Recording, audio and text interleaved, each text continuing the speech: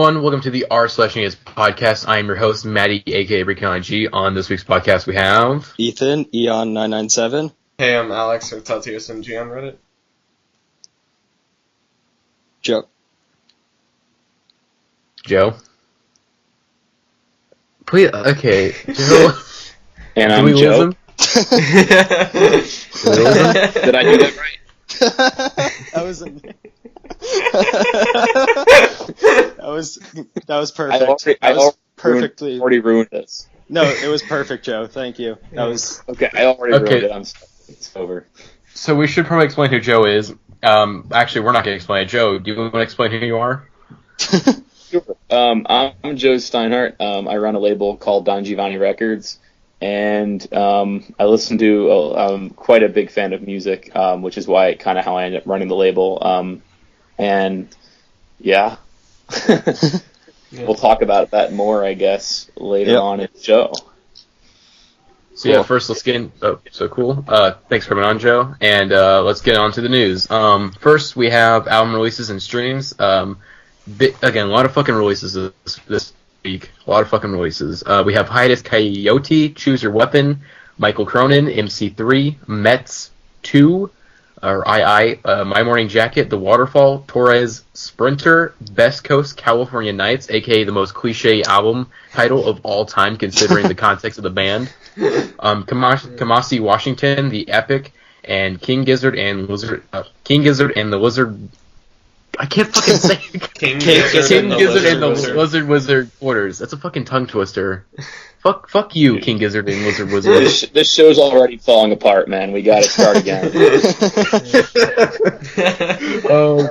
So, did anyone listen to any of the releases on here? I did.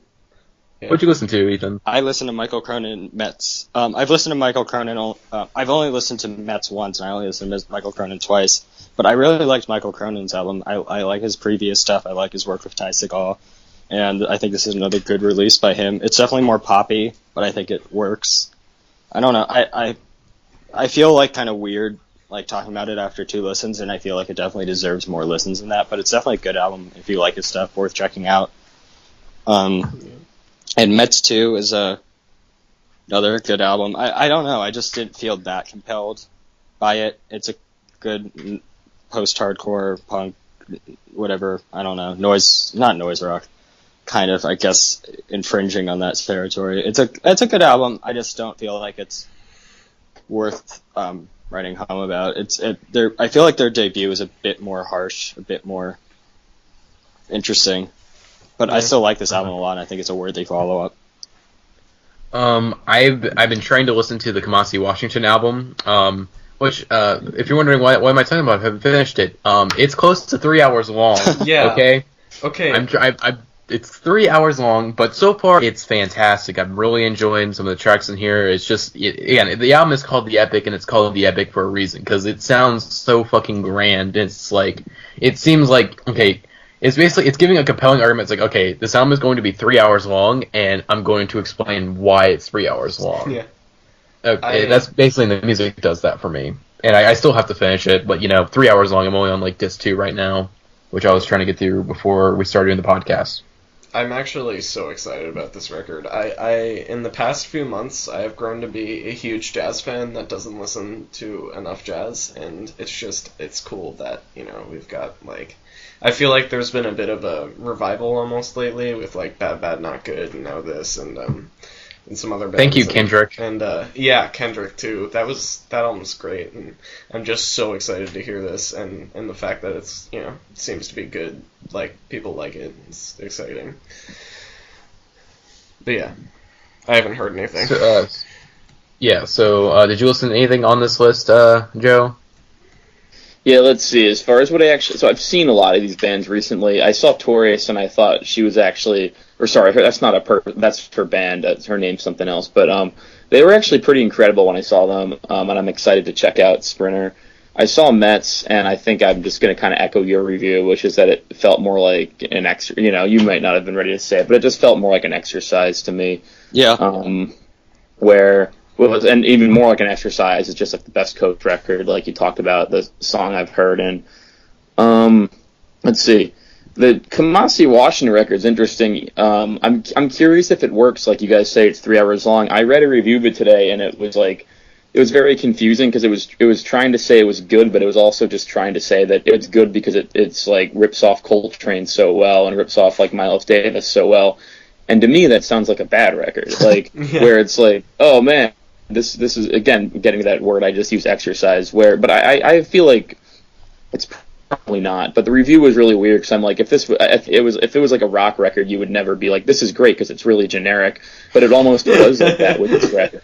It was like, this is really great because it just sounds like and so I want to check it out because it may have also just been a lazy reviewer that hasn't really listened to a lot of jazz and they had nothing to compare it to besides Coltrane and, probably like a lazy reviewer, if I had to guess. Yeah, so I'm actually really, whenever I hear there's a 3-hour album of any genre, I'm like in. I'm like, hell yeah. So I do actually check that thing out, but I have honestly not. So I guess that's a bad job because I haven't listened to any of these records, but I've seen a bunch of these bands playing new stuff off the records recently. Yeah. And my Morning Jackets record probably also about 3 hours long if I had to imagine, but I also am curious to hear it. They're a great live band, but I don't listen to their records that much recorded. Yeah.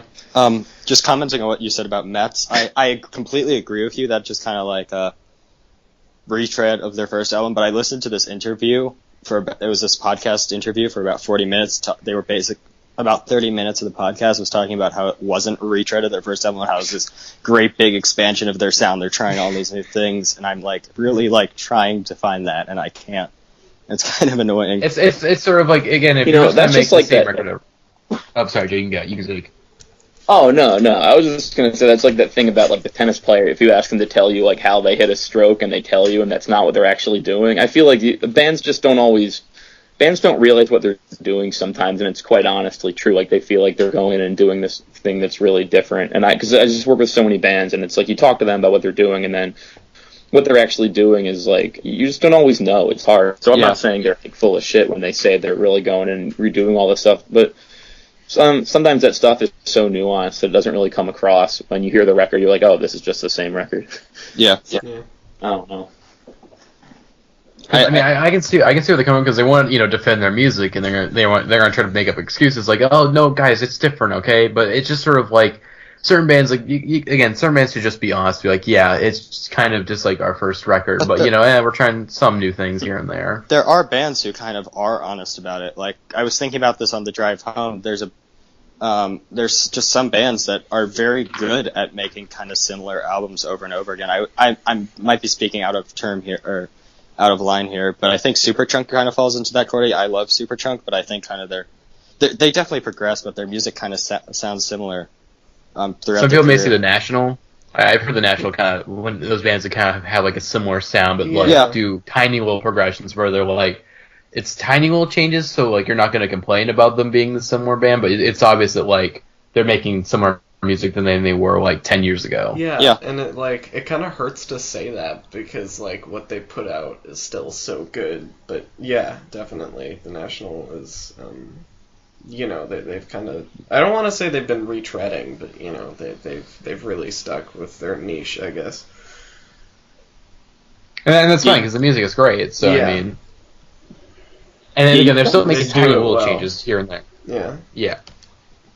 So we should probably get on to album announcements to kill that conversation very quickly. We have Flaming Lips and Miley Cyrus announced they're going to do a collaborative 7-track album. Didn't they already announce that? I thought they did something. They teased that like 2 years ago or something. Yeah. I think there's recent more news about it lately. Like it's probably going to happen this year. There's been like some more details, I guess. And then she did the collab track with for the Beatles cover album and the Lucy in the Sky with Diamonds cover, which was actually really good in my opinion. As much as I hate to say it. Mm-hmm. I mean, anyways, we'll talk about that whenever read through everything. Yeah. 410 announced Morning Such Evening. It should be coming out in early July. DuckTales announced St. Catherine. It's coming out July 24th. And Waves announced a new album at Shaky Knees, and they said it's supposed to come out in August. But there's no official news on it yet. So for now, it's just a rumor. So yeah, again, you want to talk about Miley Cyrus a little bit, Ethan? I mean, not particularly, but I mean, I like the Flaming Lips. I don't know. Yeah. Like, I think it'll be interesting whatever comes out of it. I think that it'll be an interesting collaboration. I thought that, and I did think their Sgt. Pepper song was really good. She has a good voice, and if she uses it well, she could make their music interesting. A female voice could work well with their sound. I don't know. I feel if they go out completely into left field, I think it'll work. But if they try to meld Miley's sound with the Flaming Lips, it will not work. Yeah. Yeah, definitely. I think that's a mistake judgment. I just wish they'd make another album. You know, I really loved The Terror, and I just want to see where they go next. Yeah. Yeah. I think for now they're just they're just kind of having fun. Like, because maybe they're just kind of running out of ideas, maybe, or they just kind of want to do like these cover albums, just little fun things that they can get their friends to join in on. Yeah. So I think that's important for them to do. You know, it keeps their job interesting. Like, I'd rather see them have fun for a few years than, you know, get sick of it. Maybe then come back and do original album. Yeah. But yeah, So, I think Miley completely turning back on my previous statement. I think Miley is an interesting artist, and she's been doing kind of weird things. I think she just put out like a song or something with like Joan Jett and Against Me's lead singer. Yeah, it was a cover, I think. Watching her arc has been interesting for sure. Yeah.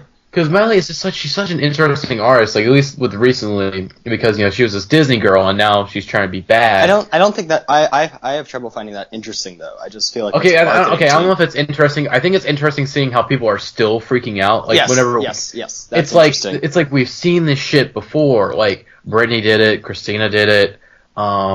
Who else? Every fucking like Disney like big pop star starts off kind of innocent and then has that big sexual awakening, and then but I think Miley kind of turned it up to a bit more extreme than like previous pop stars, and it's just sort of like seeing how people are still falling for that shit. It's just like we've seen it before. It's just a bit more extreme this time. I guess I can't believe we've been talking about Miley Cyrus for the past 5 minutes. But. Joe hates us. He has to hate us now. I'm interested to see what happens next. Like if she just completely. I'm gonna be honest. If she just completely follows the route that's been set before her by her predecessors, or if she, I don't know, because she's working with the Flaming Lips. If she's already doing stuff with Flaming Lips, I think she's already kind of doing something different than like her predecessors. And that's why I find her arc interesting. Like it's not exactly the same. It's different. Yeah, she seems to be doing something artistic. Yeah. I don't know. And I think part of it is like she's actually offending people. Like I don't think Britney Spears really offended people. Sure, people flip shit a little, but like people are really upset about the things she's done, and I don't know why, but I mean, I don't know why people give a shit. I just think the whole thing is really interesting to watch. Yeah. Joe, any comments on Miley Cyrus? Man, I wish I had some thoughts. I think my thoughts are just what you said. When's the last time Flaming Lips made like an actual record? That was a couple years ago by now, wasn't it? Yeah. I think so. Yeah. I mean, I feel like I wouldn't hold your breath for this collaboration to be anything more than some like record store day like thing, and I don't think they'll be like making a real album together or anything, Yeah, considering the Flaming Lips usually release at least 6 things on record store day. Yeah, that's what I'm saying. Like, I don't think this is going to be like Miley's next record or the Flaming Lips' next record. It's going to be something with like Miley Cyrus's like blood in it that comes out. Is that a commentary on Meredith's Graves? Oh yeah, I was getting ready to say that, Ethan. There's nothing wrong with I'm not here. Joe? Joe's lagging a little bit. Yeah. I have such a love-hate relationship with Record Store Day. Like, on one hand, I love being able to get reissued Marvin Gaye singles. I'll judge Miley Cyrus's blood.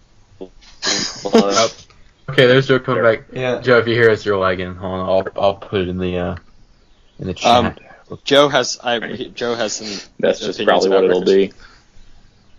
Oh, okay, you back, Joe? Oh, okay. Sorry for the technical difficulties, everyone. Should I try switching? Oh yeah, I do. Should I switch to the computer or something? No, you sound good now because it just I'm needed to switching to the downgrade computer, in one audio second. quality. You should be good now. Yeah. It just Oh, needed. because I heard what you guys said, and I was going to say, if you want to open up Record 3, that's like a whole new can of worms. Wait, I'm trying to switch to the computer. I'm going to join it, but then it might, 1 second. What's happening right now? Okay. Your voice is kind of low. Okay. Joe will be... Yo. Okay. Okay. Hi. Work? Am I do you hear me now? Yeah, you sound Yeah. great now. Okay, maybe the computer will be better. Let's save Record Store Day for the main topic Yeah. because I know you have some opinions on that. Yeah. A lot. That'd be a whole can of worms. Yeah. I have similar opinions, but we'll talk about that later.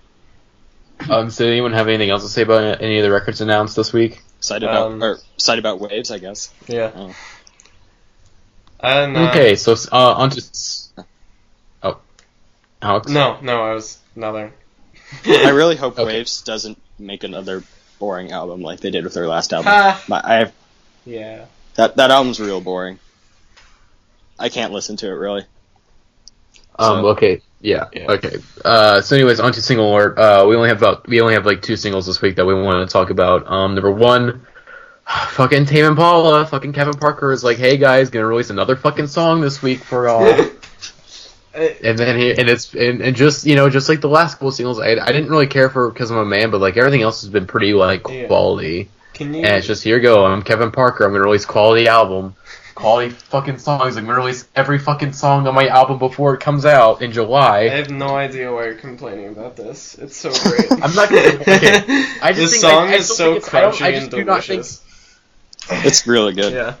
I know it's stupid to be complaining about good music, but it's just sort of like at the same time though, it's like you have to space this out. Like, people are gonna be like, they're gonna hear most of the record before it even comes out, and that's not good for the album listening experience. There have been bands who have done that. The Queens of the Stone Age, like Clockwork, I think they'd release the videos pretty close to each other. They had this awesome 20-minute video. They had all the 6 or 5 individual videos. So like they had that, and then there was Weird Al. Okay, are they music videos or are they like just music videos? But they were singles. Okay, but Tame Impala's not doing this. He's just releasing the songs He's just releasing the songs. I know. But it's the same idea of releasing the music from the album before it's out. Yeah. I mean, here's the thing. Usually, again, I understand, maybe traditional is always the best route, but like in certain cases, you want to space out your singles. Yeah, I agree. You don't want to oversaturate people, because I remember we had no, this wasn't when John was on, but he said this in the comments whenever Sufjan's album leaked. He kind of said that like it kind of sucks when an album gets leaked because it should be like this grand experience where everyone gets to listen to the album at the same time and share their reactions and feelings and have it be all spaced out. And by releasing a bunch of singles like way before the album comes out, you're depriving people of the album listening experience. And unless this album is filled with tons of tracks, I think the track list was released and not too long ago, and it seems like it'll be. Let me look at the track list real quick. I actually disagree with that because this is going to be a weird example, but Weird Al Yankovic did all the videos, like the 7 videos, and that's still a very good album and still holds up. Like, I don't know. Here's the thing. Here's the thing, Ethan. Weird Al Yankovic is a comedy artist, and really the music videos add to the comedy of his songs. Yeah, that's true. Yeah. This is more, I guess, serious music, and it's kind of weird to do that because when you listen to Weird Al Yankovic, you usually aren't going to listen to him in an album context. You're usually just going to find a song. I have in 3D on vinyl, and I have a CD of Mandatory Fun. But okay, well, except for you, Ethan. But yeah. Okay, I'm looking at the track list. 13 tracks, and how many have been released so far? So we have What Had Happened was released. I think it's 5. Man, Disciples. Yeah, 5 out of 13. That's almost a third of the album. That is a lot. And the album does not come out until like July. What if the date is a red herring date and he drops it next week? That would be good. That would be good. I'm all for our surprise release and shit. I think Kevin Paul could get away with doing it because they're still a very popular band. Yeah. And people would still buy it. Yeah. I doubt that's But the this- truth, though. It seems like he's going But for a yeah. more traditional, promotion release. I mean, yeah, this is his first album on a major label with Interscope, so I mean, yeah, probably going traditional. But I mean, yeah, the songs are good, and it's kind of hard to complain about that. But it's just sort of like I like listening to music in an album context, and when you start to release all these singles, it's just sort of like for certain people, the thing is I'm listening to singles like maybe like once or twice, and I'm probably gonna forget about them whenever the album comes out. But for certain people, they're gonna be like listening to these tracks nonstop, and then whenever they listen to the album context, it feels weird because, for example, when Death Grips released Inanimate Sensation, I find it kind of hard to listen to the powers that be because I listen to Inanimate Sensation so much. And it's kind of weird to go from, like, I Break Mirrors in My Face to that song where it kind of feels kind of weird because you're used to listening to it in, like, a single form. So it kind of feels, like, out of place. Yeah. So by doing this, it's not gonna affect me, but it's certainly gonna affect people who are probably huge Tame Impala fans. And unless they're going to force themselves to, like, not listen to these singles, I mean, I think it just ruins the album listening experience. I see where you're coming from. Yeah. Joe, any thoughts?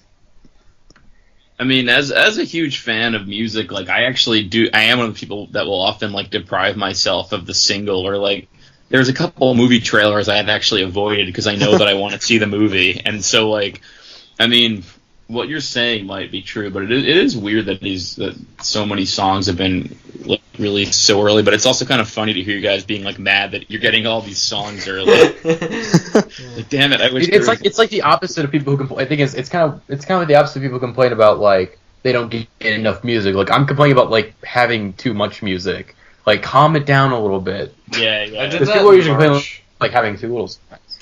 I'll say this as someone runs a label. It's really hard to figure out like how you're supposed to do stuff these days. It's like you said, people like I do think there's a lot to be said about it ruining an album when too much is out, but you also want people to know about it, and as big as like Tame Impala is, they're not that big, and they want more people to like know about it. And I bet each of these songs they've put out has been exclusive with like some source before, and that was their way to get a it's really weird that side of releasing music these days and the strategy of trying to get people to hear it, because bands you think are really big might not be that big, and and in the grand scheme of things, and so it's tough, man.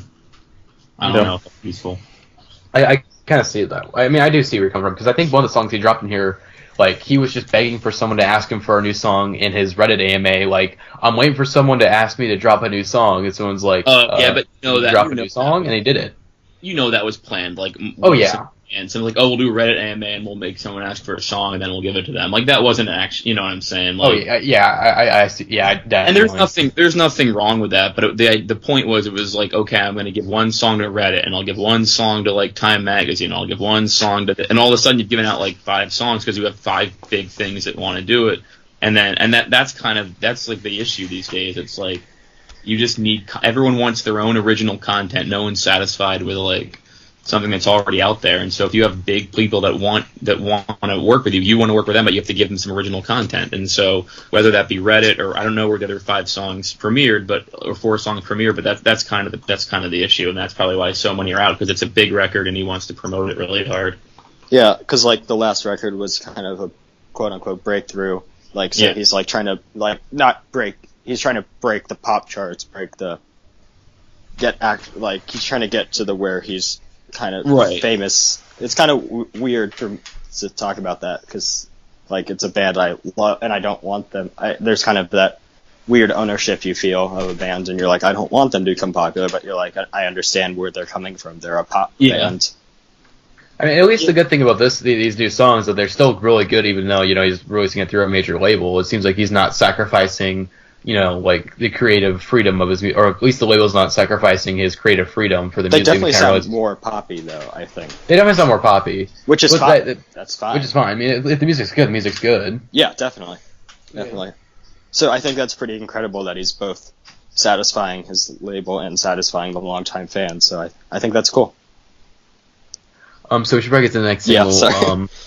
Mose Sumney released the song Seeds, and let's see, Moses, he kind of has a connection to this podcast. I think he was friends with Sarah in college. He was Sarah's roommate, I think.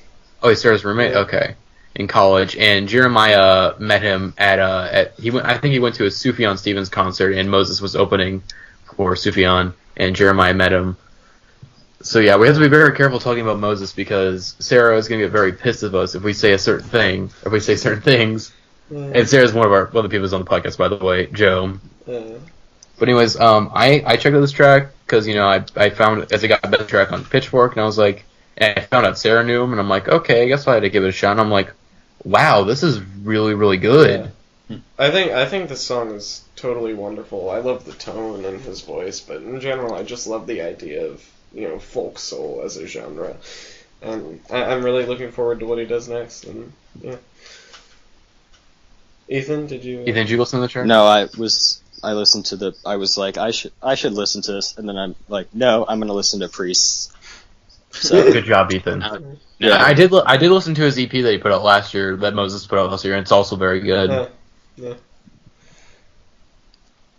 I'm guessing you didn't listen to this track, Joe, or did you listen to it? No, I don't know who this person is, but I will look him up because I'm quite a nerd. So when we're off, I'll probably want to check this person out. Yeah. Again, very, very good. You're in the right place for nerds. Yeah. Right. Again, we're a bunch of fucking nerds here. Yeah. Anyways, onto the actual news segment of the news segment. The ACL lineup was released, which is Austin City Limits, and let's see who's headlining. It looks like Foo Fighters, Drake, and The Strokes are headlining with a couple of people on there, including Alt J, Alabama Shakes, Tame Impala, Decemberists, brand new, bunch of. It's a giant lineup. I don't feel like reading everything because that's boring. It's interesting that it seems like The Strokes and Drake are headlining a lot of festivals, including one I'm going to. It's just like a kind of a weird thing. I mean, they're big artists, but it just it's their summer. It's kind of like how Outkast was or headlined every festival last year. Well, I think The Strokes because I don't like. When was the last time they toured? They did Governor's Ball, I think, last year. Okay, so again, this isn't like them making a slight comeback or a comeback machine, maybe. Okay, I'm gonna. Jesus. I'm gonna hang up now. Ethan, oh my god. Jeez, oh my god. Ethan for Will 2016. Oh god. Okay. It's a good album. Comeback Machine, underrated. Okay, let's move on. Okay, the FYF. FYF was announced. Frank Ocean and fucking Morrissey are headlining. And so Frank Ocean is headlining. Frank Ocean's headlining, Morrissey's headlining, and no, Morrissey is not headlining. Frank Ocean. He's gonna cancel. He has not canceled a show in about a year or two. Well, okay, Ethan, we're trying to tell our viewers what's the news now. But if don't give them the news is that Morrissey is currently headlining, but yeah, he most likely will cancel, and then D'Angelo and the Vanguard will probably because they're humans and they're made out of meat, and he'll be angry about that or something. I love the Smiths and I love Morrissey, but he's an asshole. I can't get in the Smiths because my cousin's a cunt, and that's his favorite band. So I can never get the Smiths because of my cousin. So thanks, cousin. I mean, they're just a really good band. You'll get into them eventually. Dickhead. So, sorry, Joe. That's kind of a running thing on this podcast about my cousin being a dickhead. We won't go into details of my cousin's cunt, and it's I hate him. You gotta watch. You can learn a lot of things about Matty's personal life just by listening to every episode. I think I'm already learning quite a bit. Well versed. That was a great answer. But yeah, I really, again, this festival, the lineup looks great on it. It's Death Grips. I really want to see Death Grips. They're not coming to St. Louis. I'm fucking pissed about that. Battles are playing this festival. They don't play anything in the States. They are playing this festival. That is awesome. I think someone was freaking. I think Giraffe King on Reddit was freaking out about was it Deer Hoof or Deer Hunter that was also. Oh yeah, Deer Hunter was also on the festival. And he's like, Deer Hunter gonna be there? I don't know. I feel like they play a lot of shows, so I feel like I see them all the time on things. I don't know, but definitely a cool lineup. Very excited for Frank Ocean's album whenever it comes out in July. Morrissey's a cunt.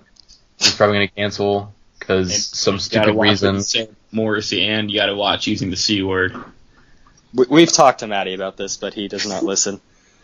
Just saying, both those things, no good. What do you have? What do you have against people saying things against Morrissey? I'm just a huge fan of. I love Morrissey. I love okay, we're not stuff. dissing his music. Okay, Yeah, we're dissing him as a person. If you've read up on stuff he's done as a person, he's a dickhead. But so is probably half the people you're talking about. It looks like there's news about Surfer Blood coming up next. So I don't know. Oh, do you have something bad to say about Surfer Blood? Even though didn't the guy beat his girlfriend or what? Wasn't that Smash Mouth? No, that was that was Smash Mouth. The bassist of Smash Mouth hit his wife, and it was on camera. I saw the video. Well, Surfer Blood also, both from Florida. No, Smash Mouth probably from California, but Surfer Blood also definitely have domestic violence issues, so I'd never listen to them. I've never listened to them anyway, but now I'm about to make you feel bad, Joe, because there's a bit of a comfort for the Surfer Blood guitarist Thomas Fedeke, who was diagnosed with cancer recently. Having a benefit cancer in New York City on May 12th. Look, I saw that, but they should be doing a benefit for survivors of domestic abuse before they take care of themselves. I don't know. That's true. It's the classic debate of domestic abuse versus cancer. Which one is? I'm not trying to compare the two of them. Just one seems a little bit selfish. It's a benefit for himself. That's very true.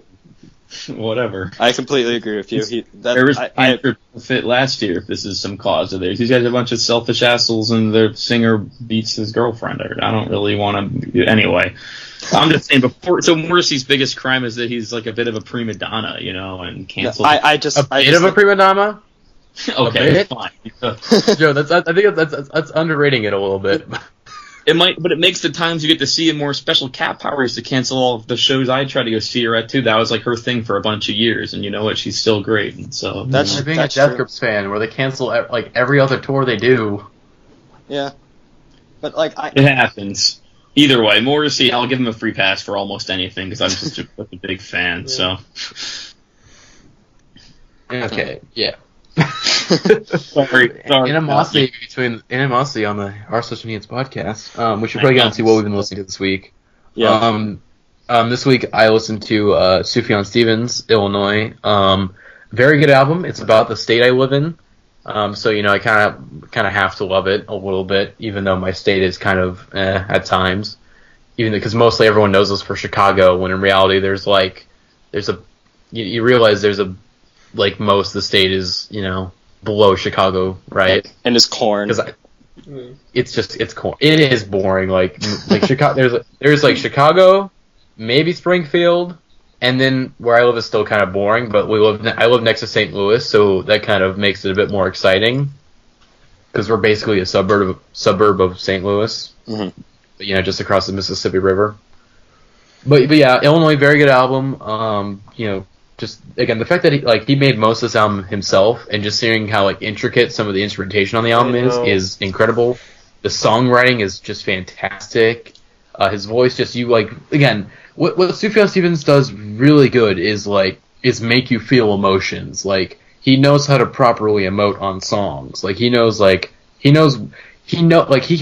hardwired into my brain. He knows exactly what's gonna make me emotional. And he just hits those little notes, and it's just it's you know the brown note. No.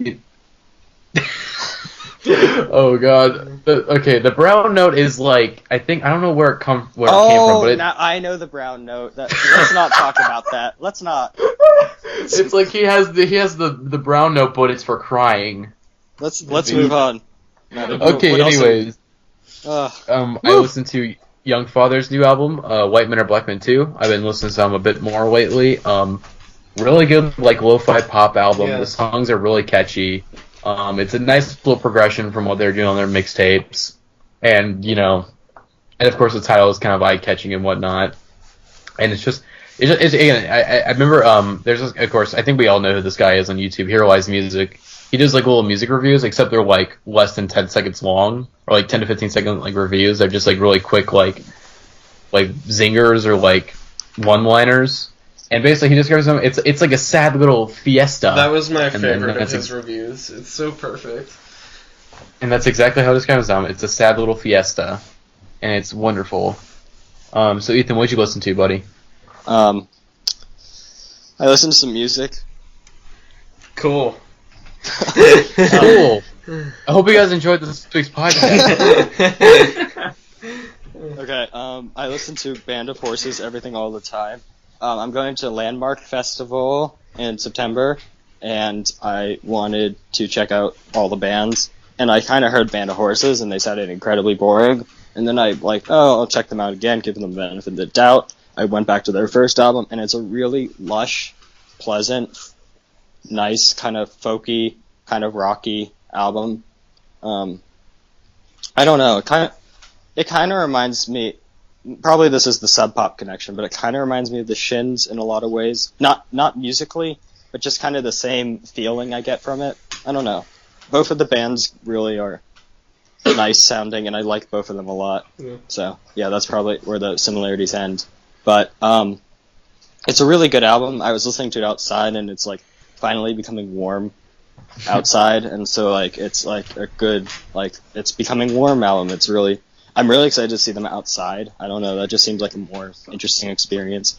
They're probably not going to play anything off this album, which is really disappointing because I think they changed their lineup till they have like one original member. Oh, wow. So they'll probably play stuff off the 2 newer albums, which are pretty boring. But oh well, this is a good album, and I'll see them in September. The second album I listened to was Kid A. I had listened to it once before, and wait, what? A year ago. What? I'm sorry. This is offensive to me. Go on.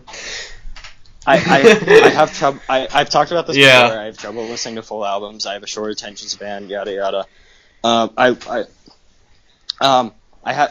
It's a kind of an intense album. It's not an immediate listen. It's a very intricate album, obviously. It took me. The first time I listened to it, I really liked it. It's taken a while for me to feel compelled to listen to it again, though. And I finally felt compelled this weekend, and I was very, very happy with it. It's a very good album, and I will continue to listen to it on a more frequent basis. Yeah. I'm sure I've said this before on the podcast, but that's my favorite album of all time. I love that record so much. It's so perfect.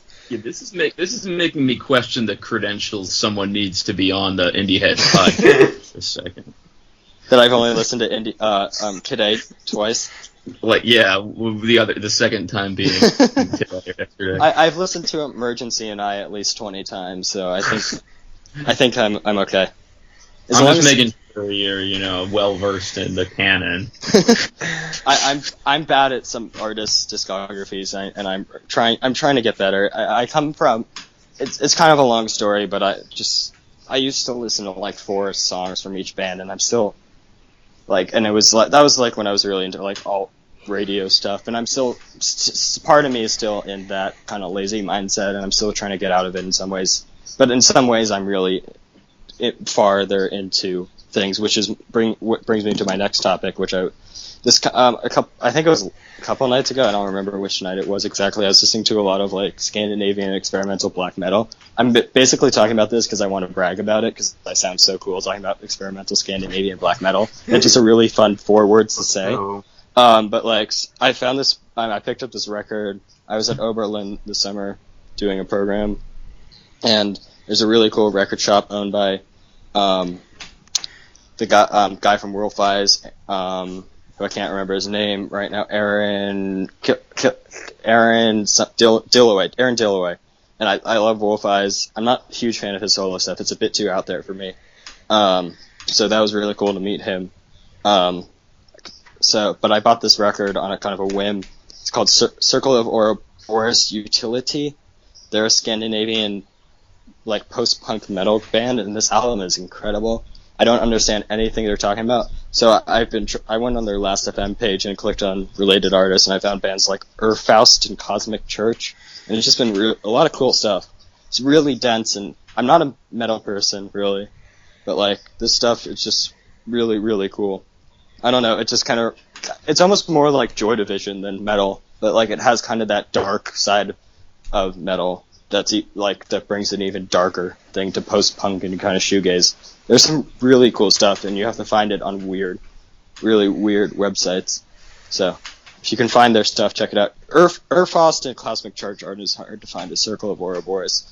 But if you find a Circle of Ouroboros record, buy it, because you're not going to find it any other place. Yeah. Joe, so Alex, what were you listening to? I listened to a lot of stuff this week, but the two main things are Hummingbird by Local Natives and Yankee Hotel Foxtrot by Wilco. I'm not going to talk about Hummingbird because I'm sure that Jeremiah has said anything I could possibly say about the album on the podcast or on Indieheads at some point. So, but yeah, Yankee Hotel Foxtrot is my second favorite album of all time, and I kind of reconnected with it recently, and it's so great. It's like, it's such a sunny but deeply sad record, and it just completes me, you know. Is it a sad fiesta, Alex? No. The opener, I Am Trying to Break Your Heart, is one of the most stunning songs I have ever heard, and it's just so interesting how it's just kind of these, it's not like a conventional song, it's like these musical motifs that go in and out throughout the song, and then it's just like Jeff Tweedy singing over those, and it's heartbreaking and kind of cryptic. But yeah, I love that record. Yeah, I also listened to an artist called Sea Creature, which yeah, I found because Ethan, actually Jeremiah and I wanted to name our band that, and I don't know. I think I know those guys. I think they're from New Jersey, and I think there's some former Don Giovanni alums. Really? And then see, there were three bands I found. One was called Sea Creature, one was called Sea Creatures, and one was called The Sea Creatures.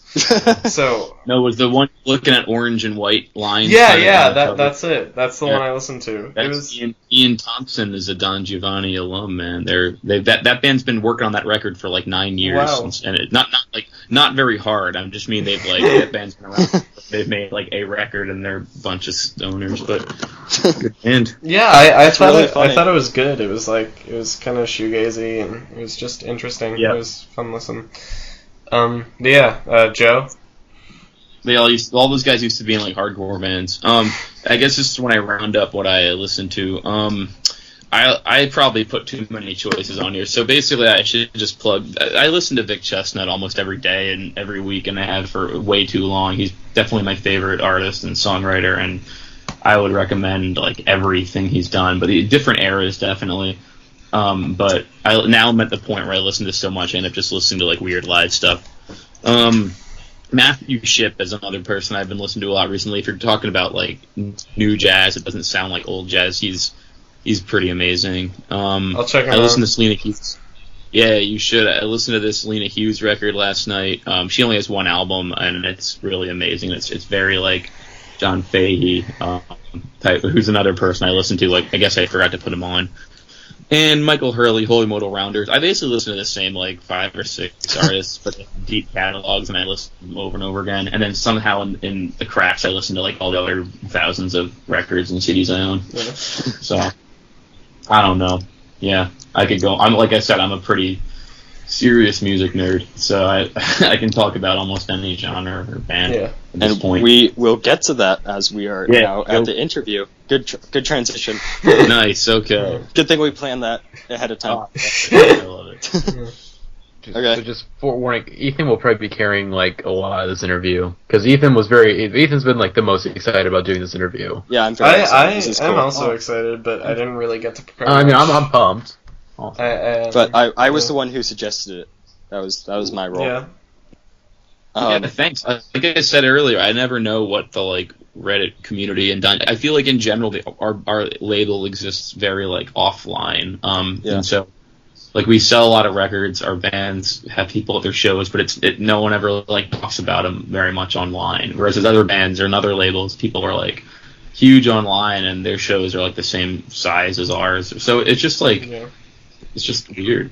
I think like I'm part of the. I'm not too into the DIY thing, but a little bit I am. That was a terrible sentence. Jeez, I sounded like Yoda. No, got it. I got every word you said.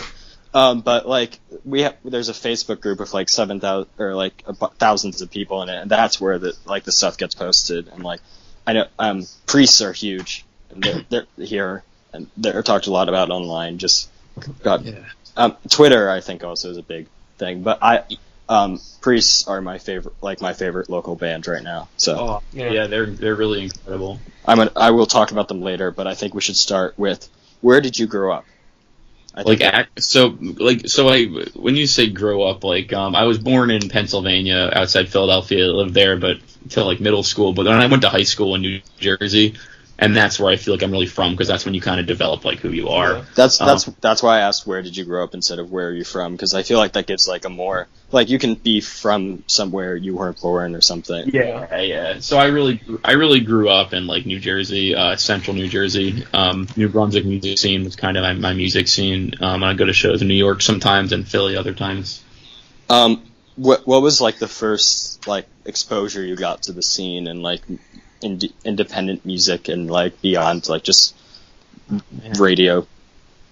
I mean, I was actually really young, but I don't have any reason. I think because I was kind of like not very cool, and so you just kind of find stuff like this when you aren't. But I was young. I was like in like middle school when I went to kind of like the first like punk-esque show. But I guess you got to remember too that punk was a little bigger. Like Green Day and stuff were on the radio, and Nirvana were on the radio, and so it was almost this invitation, to like find. And if you're a nerd like me, you start like wanting to find out about this stuff, and you quickly find out there's all these more interesting bands out there that are like similar. And so I feel like I was just drawn to like finding out as much as I could, and it was before the internet really, so it was even more fun, and you kind of discover like independent record stores and stuff like that. And so I really understand that, because how I got into punk, oddly enough, was not oddly enough, it makes complete sense, was through Green Day. I read a book about Green Day, and they mentioned Operation Ivy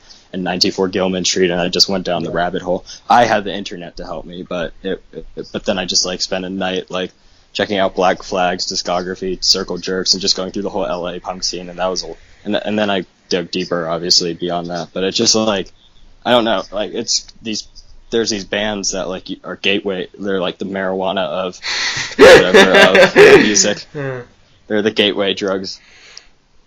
No, totally. And I mean, by high school, I had the internet, but it wasn't like I had like, I forget, MP3s may have been by even the end of high school, but like barely. But I'm just thinking like I had the internet, so I could like again, things like Wikipedia didn't exist, but I could like look up stuff. So that would be able to read. All of a sudden, I could read about stuff. But really, it was like these things like Trouser Press and like, which was this magazine, which is now online, I'm sure, but like there were books of it. So it was just reviews of like thousands of indie records, and I would just memorize those reviews, and then I'd be out looking for those records at like Princeton Record Exchange or something like that. And then eventually I started going to like punk shows, so I would see the flyers, and but like I said, the internet, like college, the internet like kind of existed, and like MP3s certainly existed, and so it was, but then not everything I wanted was in MP3. It slowly kind of happened to where it is now, where it's cool. It's like I want to hear something, I can just kind of like hear it like immediately. So to get back to the questions I have. Sorry. No. I'm not. Don't. I would rather. This is me being a bad interviewer, needing to go back to the questions I already wrote out. No, not you being a bad guest. You're doing great. I was not trying to fish for compliments, if that's what it sounded like. But okay, now it sounds like I'm fishing for compliments. So I'm just gonna keep going. Kill the interview. It's over. Okay, but thanks for listening to ours. No, I'm kidding. Yeah.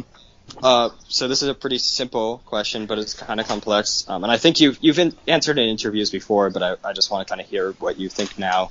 Why did you want to start a label? And I think I kind of know, but I just still, Well, I guess, if you did read it before or something. I mean, the truth is I kind of like didn't like plan to start a label or anything like that.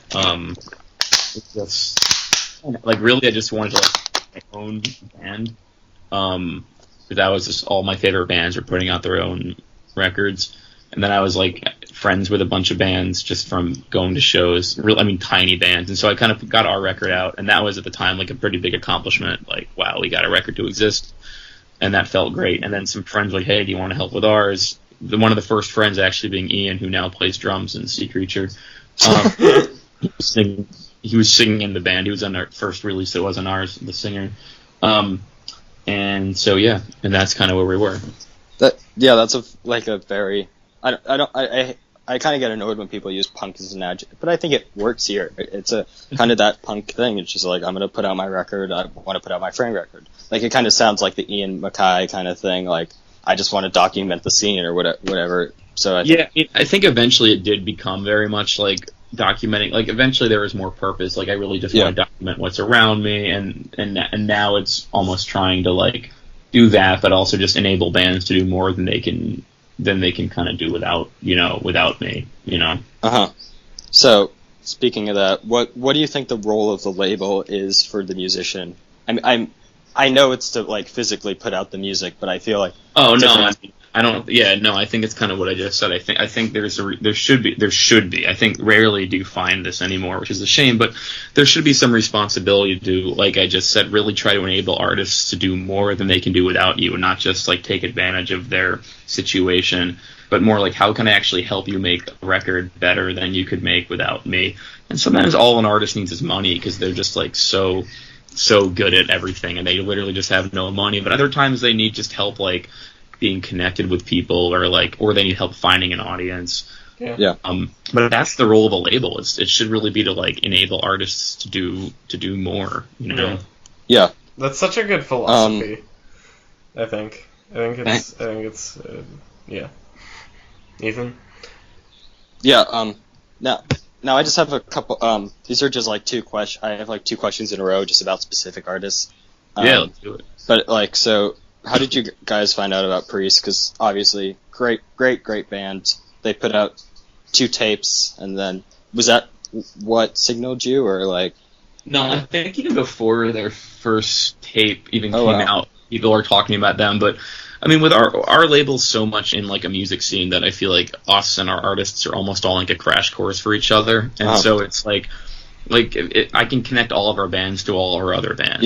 It's, like Ian, who played in that first band, played on like 4 other records, and Katie from Priest, Marissa told me about those tapes because they were playing a lot of shows. Screaming Females, like they were playing a lot of shows together.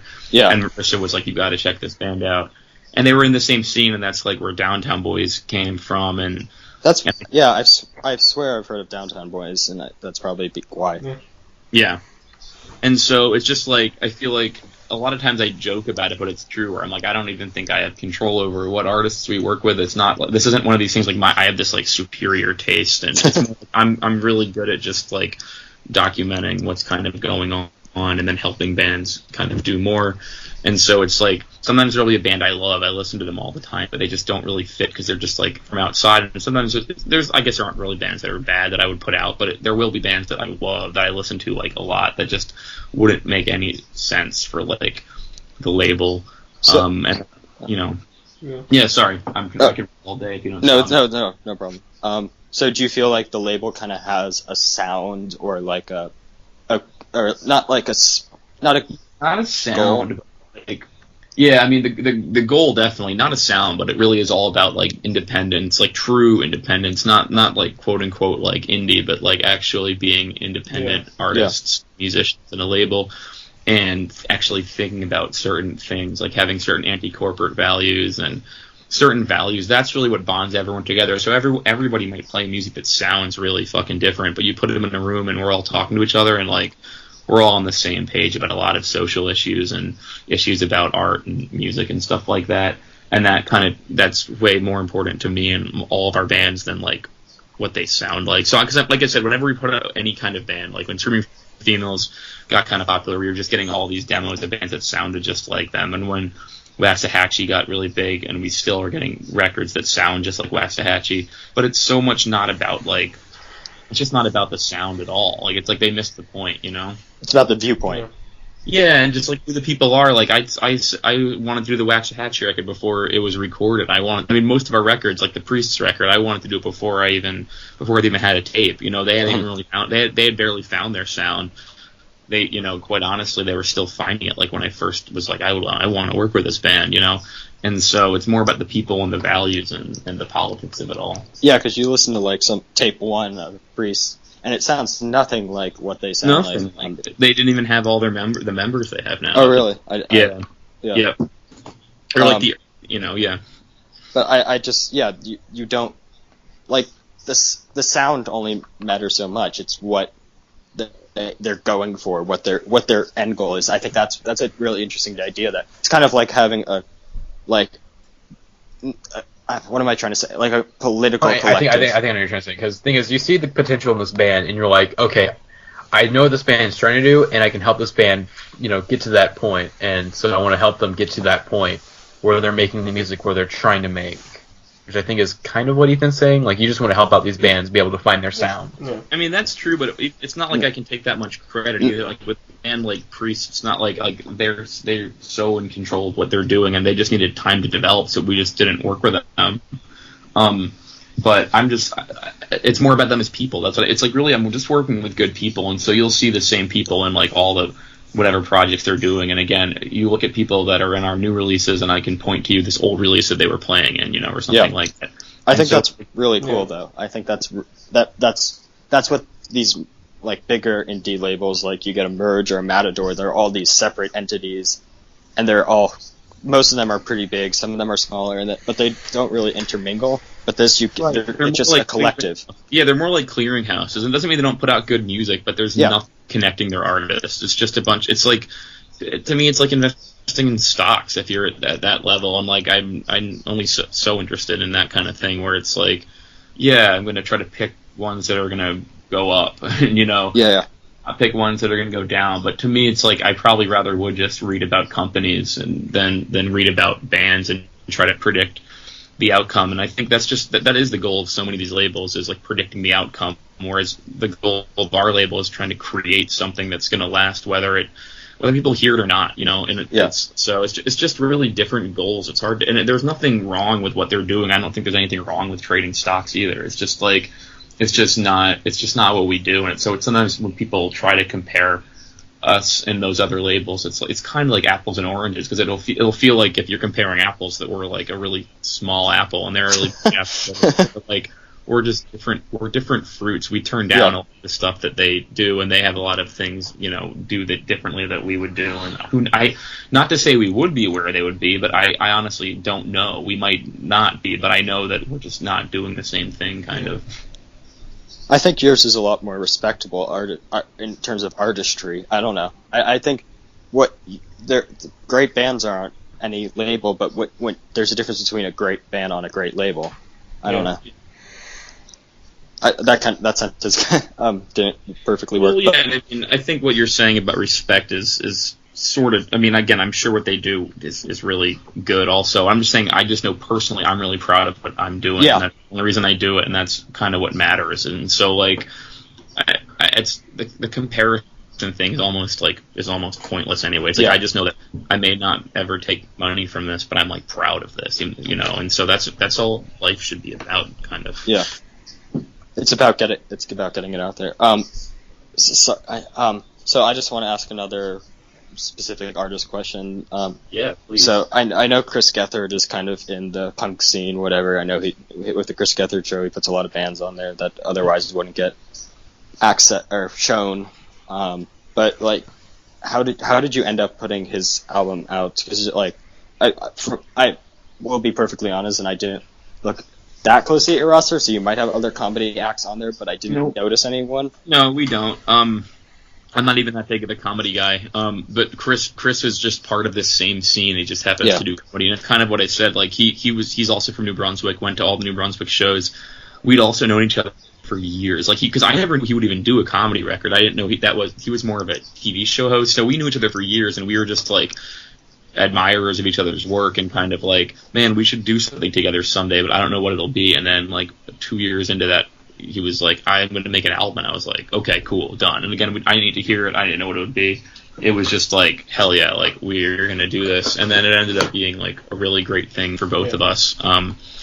And was just really, really cool. So yeah. Again, it's another sign of just working with like people over working with like products and things. Like I told Chris he could do anything. He's come to me with some really weird ideas that we're going to probably be doing. And I'm excited. I'm really excited. With our bands and people, I'm like, come to me with anything, And so he came to me with that, but he said some even weirder ideas that I think we're going to get into after all of this fusion taping period. I was I was originally going to ask you, like, how you guys ended up publishing books, but I think I know now, you know. I feel like you answered that. Yeah. But, yeah, it's the same. Yeah, it's the same thing. People want Larry. Yeah. Writing, you know, we just did an album with Larry, but we also did a book with him, and he's working on another book now. But, however, I do wonder, Can I just ask one question about the Chris Gethard thing?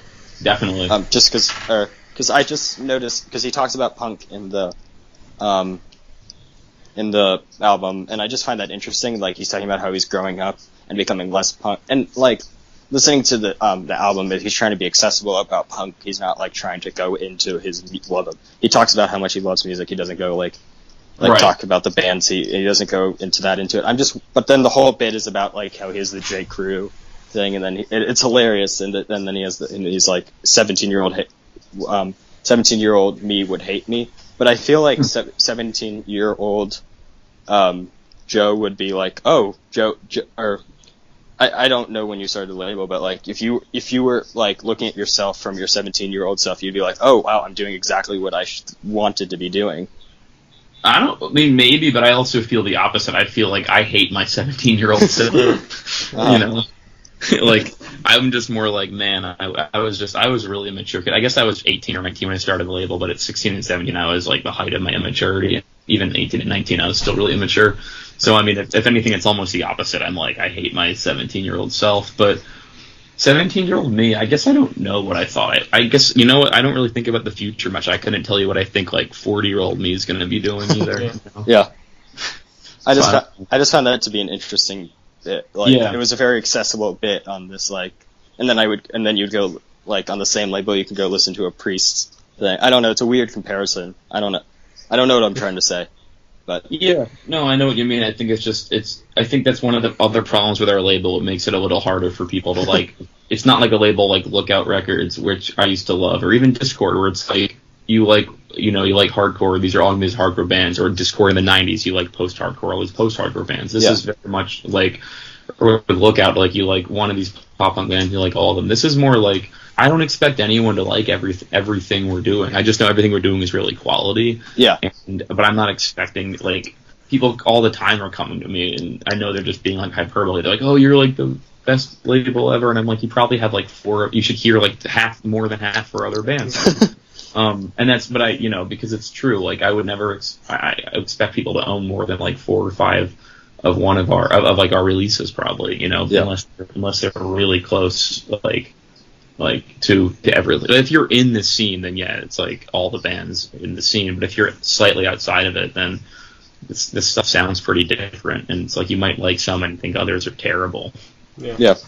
All right, so Alex, I cut you off earlier. So I guess I was wondering what are the logistics of publishing a book when compared to publishing a record? Man, it's interesting you asked that question, because I wish I had asked that question before.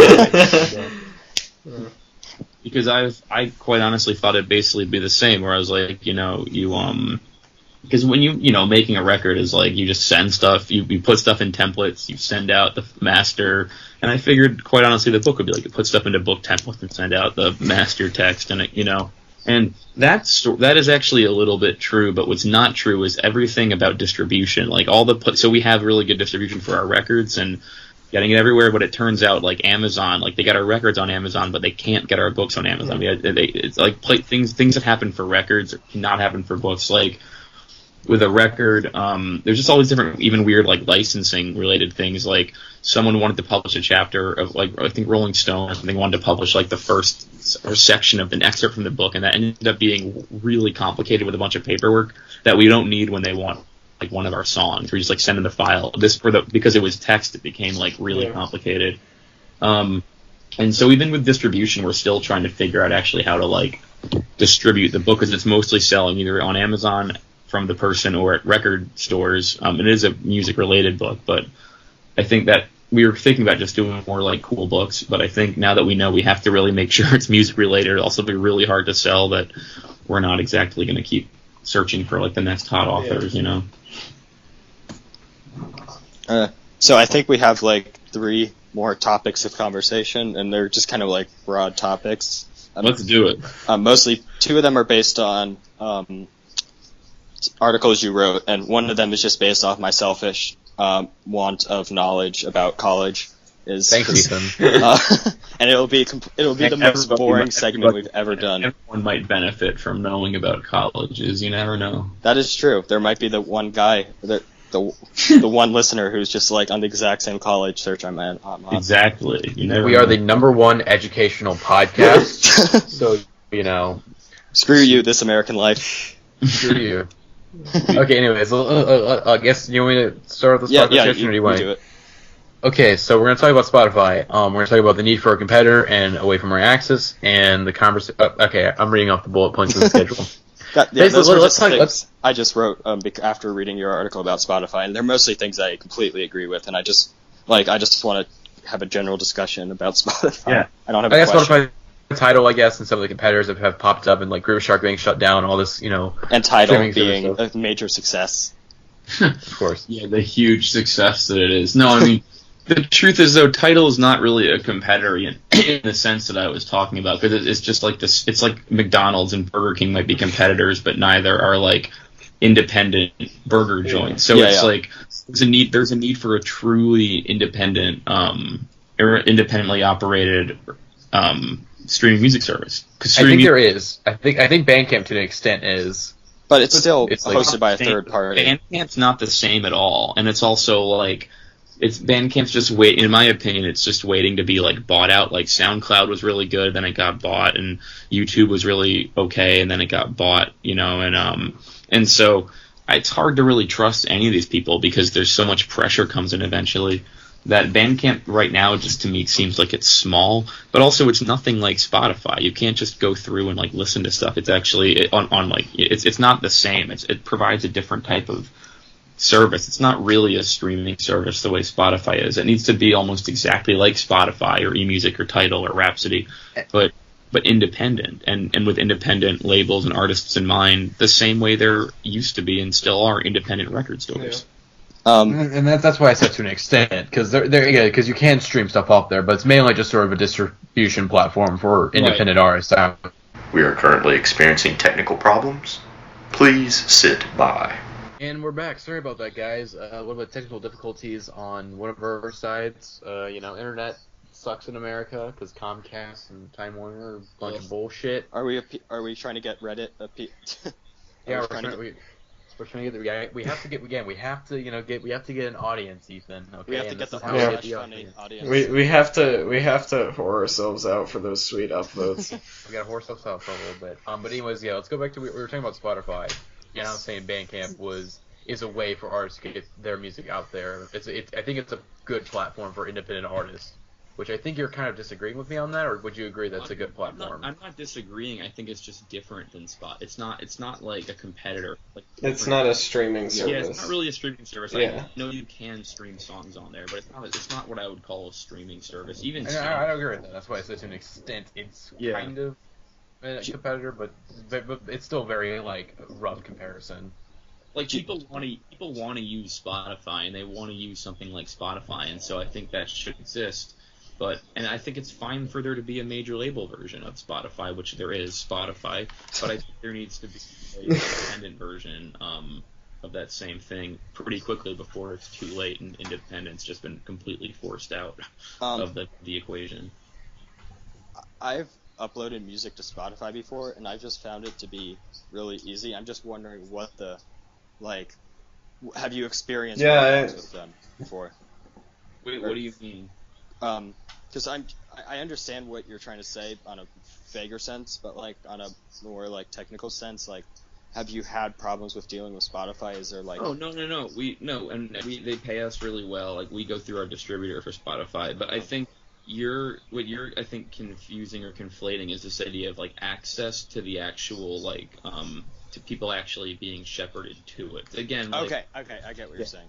Yes. When the store is designed to sell you free items, doesn't matter. There's another 2 million in the store, and that was true of the major chain retailers in the 80s, which is why independent stores had to open, because sure they might carry some stuff from Discord, but the store was designed to sell you stuff from the big three labels. Yeah.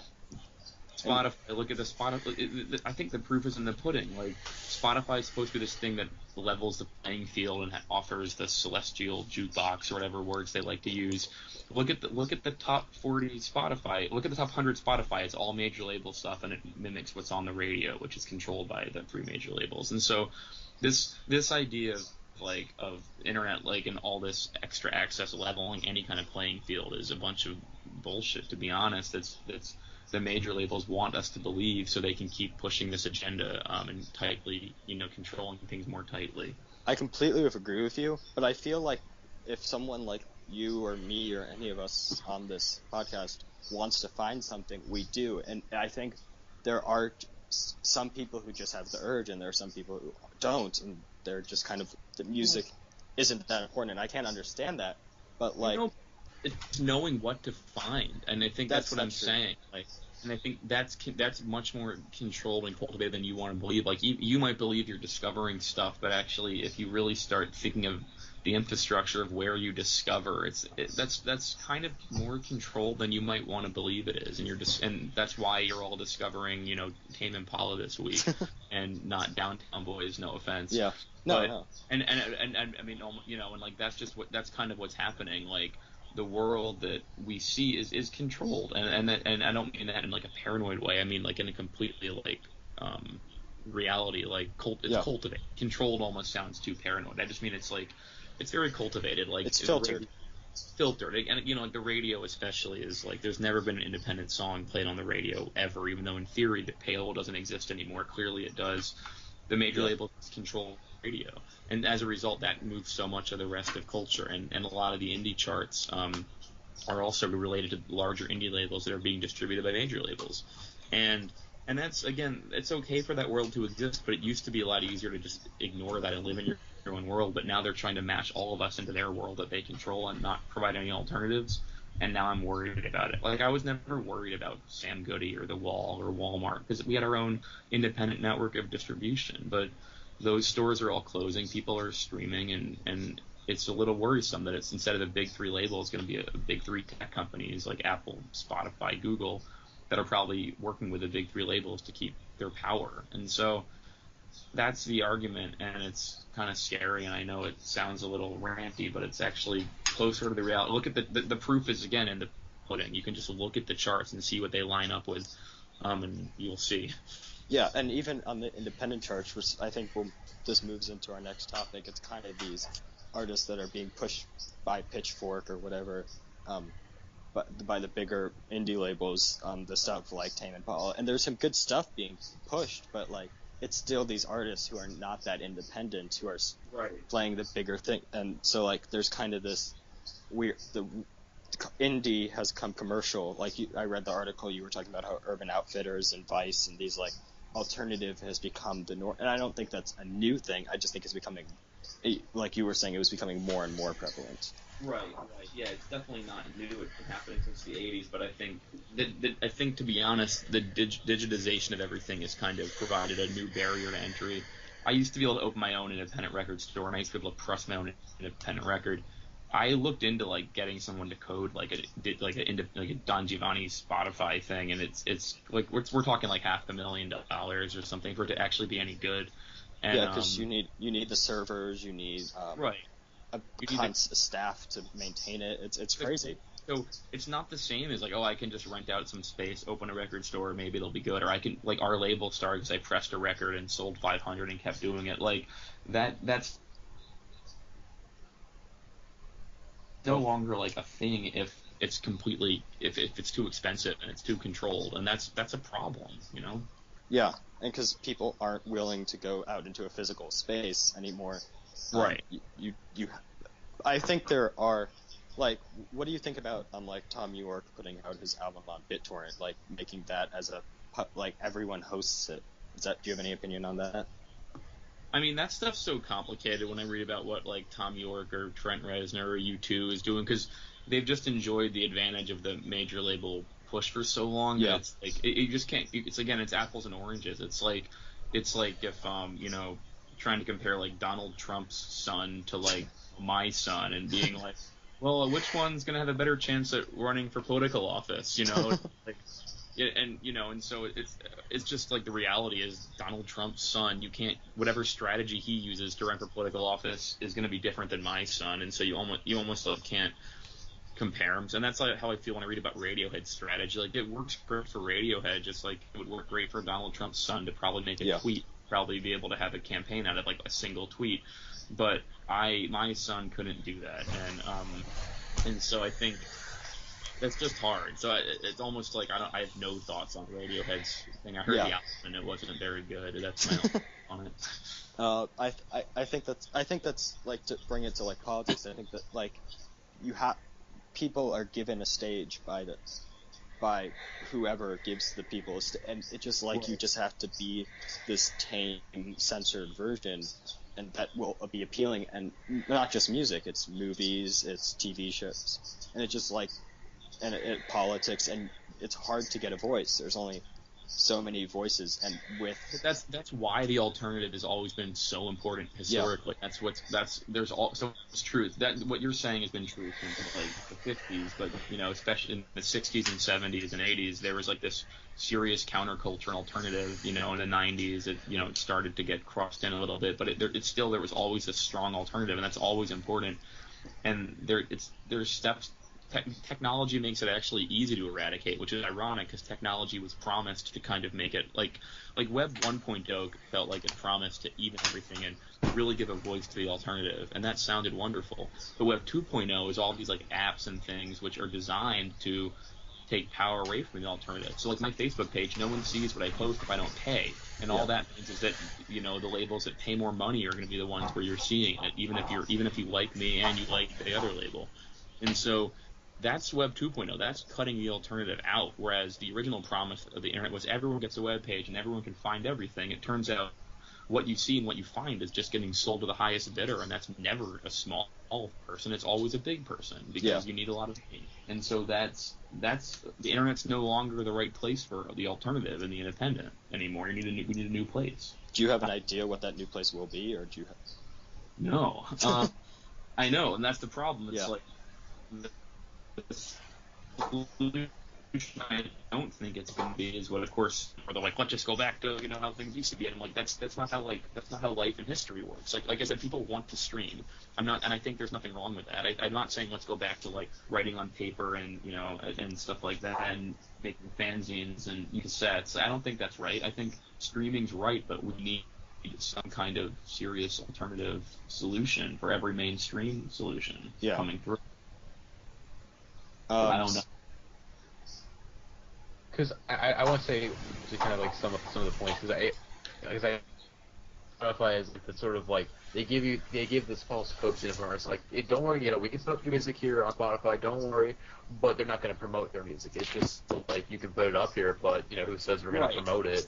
It's just giving artists false hope. Right. Well, it's like when you go to the record store and you're like you look at the local music section of the record store and it's like in the dust and it doesn't come in to ask. It's what and especially that's what like Sam Goody used to be. They used to have the end caps. That's how like if you just read about it, that's how a lot of these bands of the 80s and 90s that enjoyed so much major label success was the infrastructure was tightly controlled and it worked. But the infrastructure is gone, and now they're building a new online infrastructure that's actually much stronger because it's harder to compete. There is no independent, like I said, there's an independent record store. There's not an independent streaming service. That's a huge problem. Mm-hmm. It just there's a barrier. It's simply that there's a barrier of money, and there's nothing. That just and I guess it'll become cheaper as space becomes server space becomes cheaper. I guess it could happen. Yeah, I mean, I keep thinking it might, I was surprised. I actually thought it'd be really easy to develop a streaming Don Giovanni app because it seemed like stuff that would either be pretty easily like open sourced or stuff that's code that's already been written, and it turns out it's actually really fucking complicated. Uh-huh. And that's not to mention if you really want to make a real alternative app, you have to start negotiating for rights, and then you're fighting back with the major labels again who are going to try to force the indies. They'll say, if you take this contract, we're going to cut you out of this. And then they've been throwing their power around for generations, and that's not going to change. So, yeah. they're just harder to fight. They're becoming much harder to fight with the digital stuff than they used to be. They used to be easy to fight because you could fight them just by straight up ignoring them, and now you actually have to actively fight with them, and that's not what I'm interested in doing. I want to just put out records and like that. So I'm going to transition to my Ethan's college corner, as I called it in the schedule. Corner, cool. I love it. So I'm in the process of looking at colleges. Both colleges, the one you are attending now and the one you did attend, are colleges I'm looking at. I toured. What? I said, well, congratulations, two excellent schools. Thank you. Well, congratulations for you getting into both of them. I haven't gotten into them. Don't congratulate me on anything. You were supposed to apply. I thought you meant you were at the side. I don't know. Oh, no, I'm still looking to apply. But I toured the BU communications school, and I loved it. And I'm going to visit Cornell. What do you have to say as a prospective student, or someone who's maybe interested in coming to these schools? What do you have to say to me? I think the best advice for anyone looking at colleges is to not worry about the name brand and worry about what you actually want to study and why you want to study it. So you got to think, if you're do you want to do communication, do you want to make film and do music stuff or That's radio? What I'm thinking. Then Cornell doesn't really offer that kind of communication program, but BU and Syracuse and USC and a million others do. But Cornell is much more based in research and maybe PR and stuff. And so, but you get that Cornell name, sure. But I feel like you got to figure out what you actually want to do. If you want to do sort of practice in communication, you want to work, I think you want to go to a school like a BU or a Syracuse or a USC.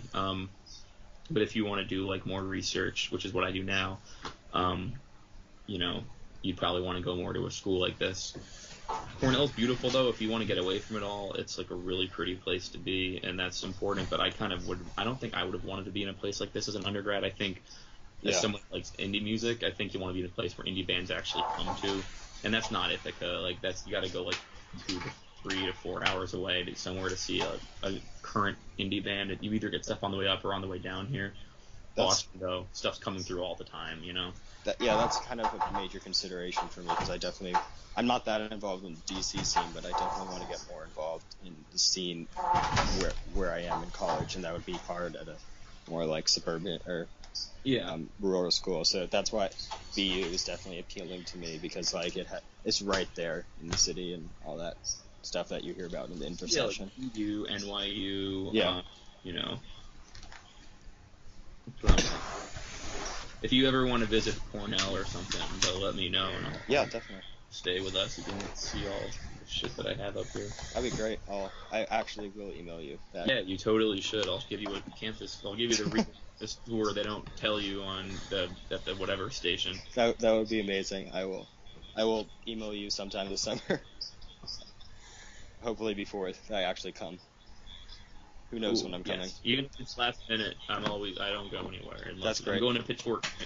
Are you guys going to Pitchfork? We're playing. We haven't covered on the podcast who are going. I know Alex is going. Alex? I think. Is Alex here? What? Alex, you there, son? Hey. Hey, sorry. What? Hi. Yep. Yeah. I think we you could yes. We have a table there every year, and so come to our table and say hi. Oh, okay. Yeah, sure, I will. Yeah. So is that I'm super excited about seeing all the people. We aren't sure who we're going to yet because of the schedule hasn't been released yet, but yeah. I'm excited for Wilco and Slater Kinney and yeah. Mm-hmm. What was that, man? Sadly, I can't come to Pitchfork, even though I really want to. Hopefully next year I'll be able to come by. Well, if it, because it seems I remember someone on the subreddit saying that every other year, this year has definitely been a big album year. There's been a lot of artists who've been dropping big albums, I guess, big artists. And then this year, but the festivals are kind of most people have been saying that the lineups are pretty mediocre and whatnot. And then next year they'll be a lot better because most of those artists who are putting out albums this year are going to be still touring next year. So I don't know. But yeah, I'm very sad I'm not going to Pitchfork because I really do want to come with you, Sarah, and Jeremiah. Yeah, that would be. I don't know how you would. Jeremiah is convincing. I guess he's going to be in college, kind of, but like I just can't imagine convincing anyone to do that. But like here you go. Here's this friend I met on the internet. He's gonna come to our house and pick me up, and then take me to Chicago, or take me halfway across the country, or take me at the halfway point in the country. Bye. But we should probably wrap up. Yeah, we should. But it. No, yeah. Anyways, totally. Thank you again, Joe, for being on the podcast. Incredible. Yes. The song. It was great talking to you. Cool. I'm gonna hang up then. Is that okay? Before the song of the week or whatever. Yeah. Yeah. If you want to hang up, that's fine. Cool. Okay. Well, thank you so much, guys. Right. This was really cool. And yeah, let me know when it comes out, and I'll tell people about it. Awesome. Thank you. All right. Okay. Thank you for having Bye. me. Okay. Here. Bye. Bye. So yeah, that was Joe. Anyways, the song of the week this week is "Seeds" by Mose Sumney, because Tame Impala gets enough love as it is. Okay, you all know, you've all listened to the We've been fucking talking Tame about Impala that the song whole time. by the upvotes. Okay, so Yeah. we're gonna promote an artist that's kind of unknown, and we want you guys to listen to him. Anyways, Punk enjoy the rock. song. Because we're a punk rock DIY podcast. We don't do this for money. We do this for the love of the music, man. That is true, though. I think We that's true. we don't make any money. I'm literally hosting it for free at archive.org. We're doing this shit. This is DIY shit. We're getting no sponsors. Fuck you, Loot Crate. You're not gonna get us. You're not gonna get us, Loot Crate. This anti-capitalism rant has been brought to you by Vaio, Sony Vaio. Buy our laptops. And Continue.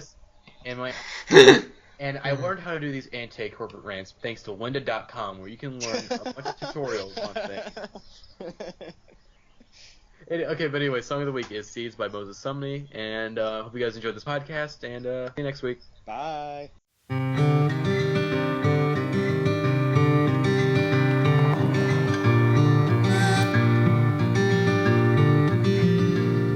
Sickness in my heart, sickness in my head, sickness telling me no sickness in death. Stuck on the refrain, I want to be well. Sickness can't afford what the hopeful sound they come down. Ooh, how can I reconcile the scene? Ooh, once sown but never grown in me.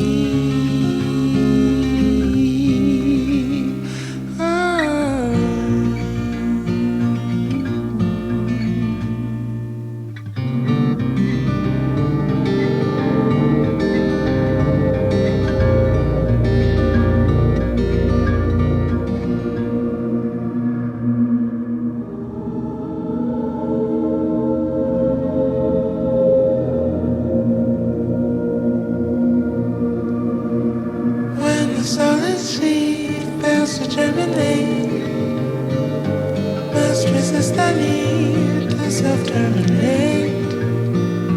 Bury my cold bones in a forest bed. No soil in the grave, pit of my stomach, where nothing grows. Ooh, how can I reconcile the scene? Ooh, once sown but never grown in me.